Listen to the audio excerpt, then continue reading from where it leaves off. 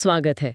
आज हम James clear की बहुत ही मशहूर किताब एटॉमिक हैबिट्स के कुछ नोट्स और समरीज पर बात करने वाले हैं। हाँ, ये किताब 2018 में आई थी और इसका जो मेन आइडिया है वो ये कि कैसे छोटी छोटी रोज की आदतें मिलकर बड़े नतीजे दे सकती हैं। बिल्कुल, और ये नोट्स देखकर लगता है कि फोकस सिर्फ आदत बनाने पर नहीं है। नहीं, बिल्कुल नहीं। जोर इस बात पर है कि आप एक ऐसा सिस्टम कैसे बनाएं जो आपको लगातार बेहतर बनने में मदद करे। हाँ क्लियर का वो फेमस कोट है ना। हाँ, आप अपने लक्ष्यों के स्तर तक नहीं उठते, आप अपने सिस्टम के स्तर तक गिरते हैं। एग्जैक्टली तो मतलब सिस्टम सुधारना है। तो चलिए इन नोट्स में से जो मुख्य बातें हैं उन पर गहराई से बात करते हैं। देखते हैं कि सबसे काम की रणनीतियां क्या निकलती हैं। क्लियर ने ना व्यवहार बदलने के 4 नियम दिए हैं। पहला है, इसे स्पष्ट बनाएं, मेक इट ऑब्वियस। हाँ, इसका क्या मतलब है? सिर्फ लिख देना की क्या आदत है? लिखने से थोड़ा ज्यादा है। मतलब अपनी आदतों को लेकर जागरूक होना और अपने माहौल में अपने आसपास सही इशारे, सही क्यूज डालना। अच्छा, जैसे जैसे? मान लीजिए रोज सुबह विटामिन लेना है तो रात को ही वो गोली अपने चाय के कप के पास रख दी। सुबह देखेगी तो याद आएगा। ओके।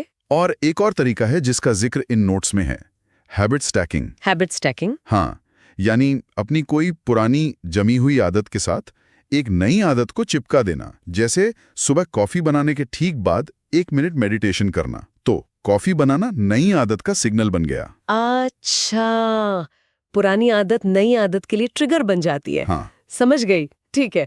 दूसरा नियम, इसे आकर्षक बनाएं, मेक इट अट्रैक्टिव। हाँ, ये थोड़ा इंटरेस्टिंग लगता है। आदतें आकर्षक कैसे हो सकती हैं? खासकर वो जो थोड़ी बोरिंग हो। हाँ, ये दिमाग का खेल है थोड़ा। हमारा ब्रेन ना रिवॉर्ड की उम्मीद पर चलता है। क्लियर बात करते हैं टेम्पटेशन बंडलिंग की। Temptation bundling? हाँ, मतलब कोई ऐसी चीज जो आपको बहुत पसंद है वो आप सिर्फ तब करेंगे जब आप वो मुश्किल वाली आदत पूरी कर रहे हो। अच्छा, जैसे मान लीजिए आपको कोई खास पॉडकास्ट सुनना बहुत पसंद है तो नियम बना लिया कि वो पॉडकास्ट सिर्फ तभी सुनेंगे जब जिम में वर्कआउट कर रहे हो। ओ, तो वर्कआउट करना थोड़ा ज्यादा आकर्षक लगने लगेगा। बिल्कुल, मुश्किल काम को मजेदार काम से जोड़ दिया। ये तो काफी स्मार्ट तरीका है। ठीक है, तीसरा नियम, इसे आसान बनाएं, मेक इट इजी। ये मुझे हमेशा थोड़ा सा कंफ्यूजिंग लगता है।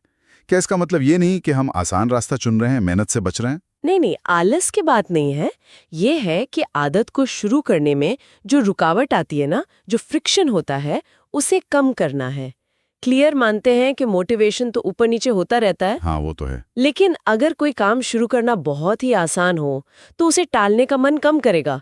यहीं पर वो 2 मिनट का नियम आता है। 2 मिनट का नियम? हाँ, किसी भी बड़ी आदत को बस 2 मिनट के वर्जन में बदल दो। जैसे लक्ष्य है रोज 1 घंटा पढ़ना, तो उसे बदल दो रोज 1 पेज पढ़ना या सिर्फ किताब खोलकर बैठना। अच्छा, बस शुरुआत करनी है। बिल्कुल, मोमेंटम बनाना है। शुरू करना आसान होगा तो धीरे धीरे बढ़ाया जा सकता है। हाँ, ये बात सही है। अक्सर हम बड़ा सोचने के चक्कर में शुरू ही नहीं कर पाते। ओके। चौथा और आखिरी नियम, इसे संतोषजनक बनाएं, मेक इट सैटिस्फाइंग। इसका क्या मतलब हुआ? देखिए, आदत को लंबे समय तक चलाने के लिए जरूरी है कि उसे करने के फौरन बाद कुछ अच्छा महसूस हो, कोई सैटिस्फैक्शन मिले। हमारा दिमाग ना भविष्य के बड़े फायदों से ज्यादा अभी मिलने वाली संतुष्टि को तवज्जो देता है। तुरंत वाला इनाम। हाँ, तो आदत पूरी करने पर खुद को तुरंत कोई छोटा सा इनाम देना, या फिर आजकल जैसे हैबिट ट्रैकर एप्स होते हैं उसमें टिक लगाना। वो टिक लगाने में भी एक सैटिस्फैक्शन मिलता है। हाँ, वो छोटी सी जीत वाली फीलिंग। बिल्कुल, वो दिमाग को सिग्नल देती है कि हाँ, ये काम दोबारा करना है। और हाँ, यही चारों नियम बुरी आदतों को तोड़ने के लिए उल्टे तरीके से काम करते हैं। अच्छा, कैसे? बुरी आदत को अदृश्य बनाओ, अनाकर्षक बनाओ, मुश्किल बनाओ और असंतोषजनक बनाओ। ओके।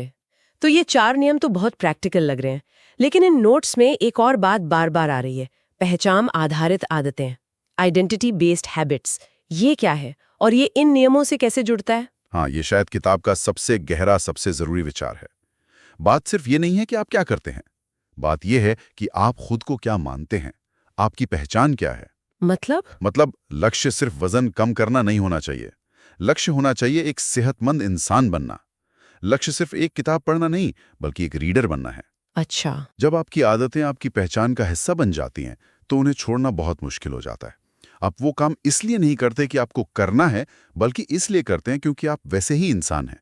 हर बार जब आप वर्कआउट करते हैं तो आप इस पहचान को और पक्का करते हैं कि मैं एक फिट इंसान हूं। वाह, मतलब आदतें सिर्फ काम नहीं, हमारी पहचान का सबूत बन जाती है। ये तो बहुत पावरफुल है। बिल्कुल। और वो चारों नियम इसी पहचान को बनाने और मजबूत करने में मदद करते हैं। इन नोट्स में एक और चीज का जिक्र है, चक्रवृद्धि वृद्धि, कंपाउंडिंग इफेक्ट, रोज 1% बेहतर होना।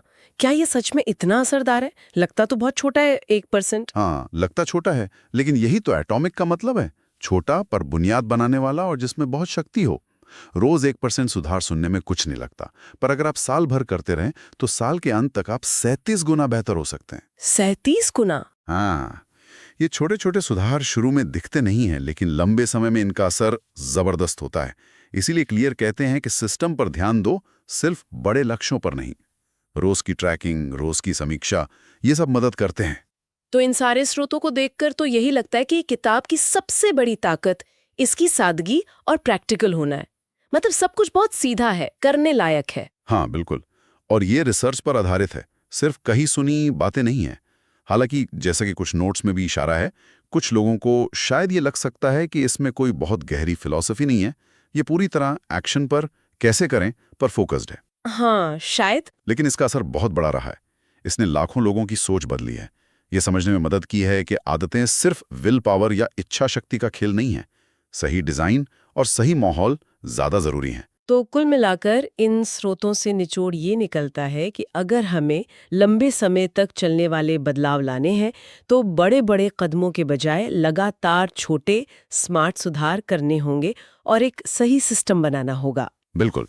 अपने माहौल को बदलना और अपनी पहचान पर काम करना, ये सबसे जरूरी चीजें हैं। सही कहा। और जाते जाते एक विचार जो क्लियर ने कहा है और जो सोचने पर मजबूर करता है। हाँ, आपको अपने मौजूदा नतीजों से कहीं ज्यादा अपनी मौजूदा दिशा के बारे में फिक्रमंद होना चाहिए।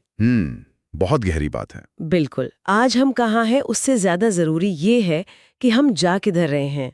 चलिए, आज के लिए इतना ही। हाँ, काफी कुछ है सोचने की।